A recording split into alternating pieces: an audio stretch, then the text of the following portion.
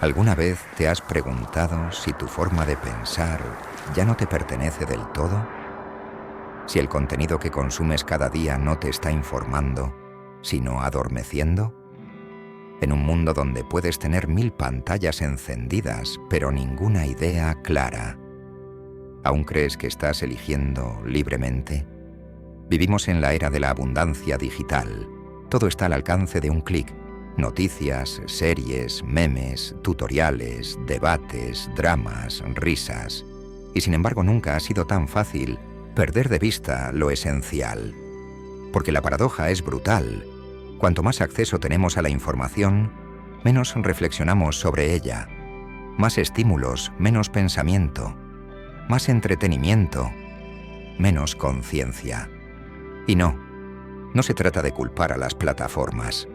El verdadero problema es más sutil, más peligroso, porque no sentimos que nos están robando el pensamiento. Lo entregamos voluntariamente. Te dices a ti mismo que estás descansando, que estás matando el tiempo, pero ¿y si el tiempo no es lo único que estás matando? ¿Y si en ese scroll infinito también estás perdiendo tu capacidad de concentrarte, de dudar, de preguntarte? ¿Y si esto no es tan inocente como parece? Neil Postman lo advirtió hace casi 40 años, cuando escribió Divertirse hasta morir. Para él el problema no era que la televisión mintiera, sino que lo hiciera con una sonrisa, que transformara lo importante en espectáculo, que no nos censuraran con fuerza, sino con distracciones. Y hoy, ese diagnóstico no solo sigue vigente, se ha multiplicado. Mira a tu alrededor. La política se volvió un show, la educación una app, la religión un reel, la amistad una reacción en una historia. No estás viendo el mundo. Estás viendo una versión diseñada para mantenerte entretenido y distraído. Entonces dime, ¿tus momentos de ocio realmente te están nutriendo? ¿O te están erosionando? ¿Estás consumiendo contenido? ¿O el contenido te está consumiendo a ti? Hoy más que nunca, necesitamos volver a pensar, no solo mirar. Volver a hacer silencio, no solo escuchar ruido. Y si estás aquí, es porque tal vez ya lo sospechabas. Así que quédate. Porque este canal no quiere entretenerte hasta morir. Quiere despertarte hasta vivir. Suscríbete y comencemos a pensar de nuevo. Neil Postman, en su obra Divertirse hasta morir, publicada en 1985, lanzó una advertencia que hoy parece más profética que nunca. En ese texto, analizó el impacto de la televisión sobre la cultura y cómo esta herramienta, inicialmente vista como una ventana al mundo, se transformó en un espejo que distorsiona nuestra percepción de la realidad. Según Postman, la televisión no solo cambió la forma en que consumimos información, sino que alteró las estructuras mismas de la sociedad. La política, la educación, la religión, el deporte, incluso el comercio, fueron absorbidos por la lógica del espectáculo. Este fenómeno ocurrió sin resistencia, sin una verdadera reflexión colectiva, y el resultado es evidente. Una sociedad cada vez más distraída, menos capaz de pensar críticamente, más moldeable por la imagen y menos atenta al contenido. Postman no condena la tecnología por sí misma, sino la ilusión de que es neutral, porque no lo es. Cada tecnología trae consigo una ideología, una manera de ver el mundo, de estructurarlo, de habitarlo. Creer que los efectos de una nueva herramienta serán únicamente positivos es una ingenuidad peligrosa. Y en el caso de la televisión, esa ingenuidad ha costado caro. Se ha infiltrado en cada rincón de nuestra vida, no solo en nuestros hogares, sino también en nuestras rutinas, nuestros diálogos y hasta nuestras expectativas. Hoy, el tiempo frente a una pantalla define incluso cómo medimos el descanso, el éxito, la conexión social. La televisión, según Postman, no solo informa, sino que transforma. No solo entretiene, sino que reconfigura el pensamiento. Y esto lo hace sin anunciarse, sin imponer, sin forzar. Lo hace con suavidad, con brillo, con ritmo, con espectáculo. Pero en ese proceso, la profundidad se pierde, la verdad se vuelve decorado, y la cultura se convierte en entretenimiento. El resultado es una audiencia pasiva, moldeada no solo por lo que se le muestra, sino por todo aquello que ya no se le permite imaginar por sí misma. Una cultura que ya no cultiva el silencio, la introspección o la pausa reflexiva. Una de las ideas más provocadoras de Postman es que nuestra visión del mundo depende directamente de las herramientas de comunicación que utilizamos. No hay percepción neutra, no hay concepto puro. Todo está mediado. Y los medios no solo transportan información, la transforman. Cada medio tiene su propio lenguaje, sus propias limitaciones, sus propias metáforas. Por eso comprender una sociedad requiere más que analizar sus discursos. Requiere analizar los medios a través de los cuales esos discursos circulan. Los medios no solo moldean la manera en que se difunden las ideas, sino también las ideas que somos capaces de concebir. Y cuando el medio dominante es uno que prioriza el impacto emocional y visual sobre la argumentación racional, las consecuencias son inevitables. El pensamiento abstracto se desvanece, y con él, la capacidad de construir un razonamiento sólido, pausado, incómodo, pero verdadero. En los años 80, cuando Postman escribió su libro, la televisión era el medio dominante, y él la identificó como el nuevo centro de gravedad cultural. Un centro que ya no exige reflexión, sino entretenimiento, que ya no exige pensamiento, sino consumo, que ya no forma ciudadanos, sino espectadores.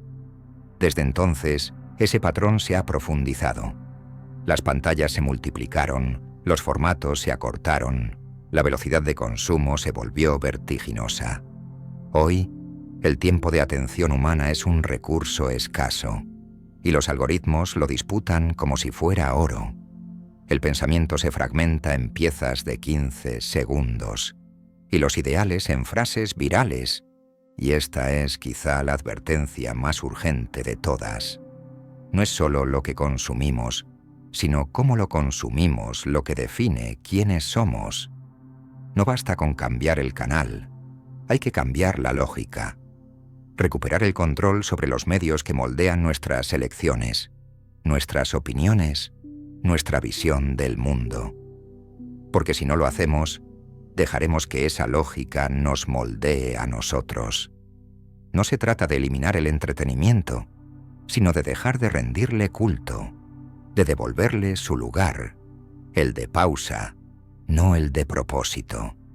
Necesitamos reaprender el aburrimiento, la lentitud, el arte de no hacer nada como punto de partida para reconectar con el pensamiento auténtico. La televisión tiene un poder transversal. Cruza edades, clases sociales, niveles de educación. No hay rincón donde no haya entrado. No hay cultura que no haya sido tocada por su influencia. Desde el niño que aprende sus primeras palabras viendo dibujos animados, hasta el adulto que forma sus opiniones políticas a través de noticieros diseñados como programas de entretenimiento. Todo pasa por su lente, todo se filtra a través de su lógica, y con la llegada de nuevas plataformas digitales, esta lógica se ha perfeccionado. Hoy ya no basta con captar tu atención. Quieren retenerla, multiplicarla, monetizarla. Tú no eres el usuario, eres el producto. Y lo que se juega no es solo tu tiempo, sino tu identidad, tu voluntad, tu forma de ver el mundo. Y eso significa que, inevitablemente, nuestra percepción del mundo está deformada. Porque el medio condiciona el mensaje. Porque lo que no se puede mostrar en imágenes, lo que no se puede decir en 30 segundos, lo que no produce reacciones instantáneas, simplemente no existe para la televisión. La complejidad se ve como aburrida, la duda como debilidad, la pausa como un error de diseño. Y así vamos perdiendo los matices. Vamos perdiendo la capacidad de pensar lo no evidente, de cuestionar lo popular, de abrazar el silencio. El ruido de lo superficial se impone como única narrativa aceptable. Antes, el aprendizaje era una experiencia activa. Se leía, se debatía, se escribía. El conocimiento era una conquista, no una distracción. Pero con la televisión, el proceso se invirtió. Ahora es el contenido el que busca al espectador, no el espectador al contenido. Y lo hace apelando a estímulos simples, a emociones rápidas, a imágenes impactantes. La profundidad fue reemplazada por la inmediatez, la reflexión por la reacción. Y en esa transición perdimos algo fundamental: el derecho a equivocarnos con lentitud, a explorar ideas sin necesidad de conclusiones instantáneas. El conocimiento se volvió mercancía, la sabiduría una rareza. Leer un libro exige esfuerzo, exige tiempo, exige concentración. Nos obliga a enfrentar ideas sin apoyo visual, sin estímulo externo. Nos desafía a imaginar, a reconstruir mentalmente lo que el autor describe. Es un ejercicio intelectual profundo. Mirar televisión, en cambio, es pasivo. Todo está dado, todo está editado, todo está calculado para evitar el esfuerzo. Y esa comodidad, aunque placentera, nos empobrece. Nos acostumbra a consumir sin procesar, a aceptar sin verificar, a reaccionar sin comprender. Nos desliza lentamente hacia la conformidad, hacia la obediencia mental. Y esta diferencia es clave, porque la inteligencia no se desarrolla en la comodidad, se desarrolla en el desafío, en la necesidad de traducir símbolos abstractos, de conectar ideas, de comparar argumentos. Postman lo dice con claridad. La inteligencia está profundamente conectada con la capacidad de operar en el mundo de lo abstracto, de pensar sin depender de imágenes, de comprender sin adornos, y por eso, todo lo que atente contra esa capacidad debería preocuparnos, porque si dejamos de ejercitarla, no solo se debilita, desaparece. ¿Y qué ocurre cuando se pierde esa capacidad? Ocurre lo que estamos viendo. Generaciones enteras incapaces de sostener una idea por más de unos segundos. Debates públicos dominados por frases vacías. Memes y emociones efímeras. Una cultura de la distracción permanente, donde todo debe ser entretenido o no vale la pena. Donde el silencio incómodo de una pregunta profunda es reemplazado por el sonido constante de la gratificación instantánea. Nos hemos vuelto adictos a la inmediatez, y la inmediatez, aunque seductora, es enemiga del pensamiento profundo, es enemiga del espíritu crítico, de la maduración interna, de la construcción ética. Hoy, el desafío no es solo informarse, es aprender a pensar en un entorno que ha sido diseñado para impedirlo. El enemigo no es la ignorancia, es la ilusión de saber, es la comodidad del entretenimiento disfrazado de conocimiento, es el ruido que impide escuchar nuestras propias ideas, es el vértigo del flujo constante de estímulos que no nos da tregua para la contemplación. Porque pensar duele, pensar cansa, pensar exige, y por eso tantos lo evitan. Pero también por eso, pensar es un acto revolucionario. Pero aún estamos a tiempo de recuperar el silencio, la pausa, la reflexión, a tiempo de volver a leer, a dialogar, a desconectarnos para reconectar con lo esencial. Porque el problema nunca fue el entretenimiento en sí, sino la renuncia inconsciente al pensamiento que ocurre cuando lo convertimos en el centro de nuestra vida. Hay belleza en el ocio, sí, pero solo si lo elegimos con conciencia, no si caemos en él por costumbre o por escape. El ocio consciente es fértil. El ocio mecánico, destructivo. La pregunta no es cuánto contenido consumes, sino cuánto de ese contenido te transforma, te desafía, te construye. Y si la respuesta es poco o nada, entonces es momento de mirar con nuevos ojos lo que hoy llamamos ocio, redefinirlo, reapropiarlo, usarlo para crecer, no para huir.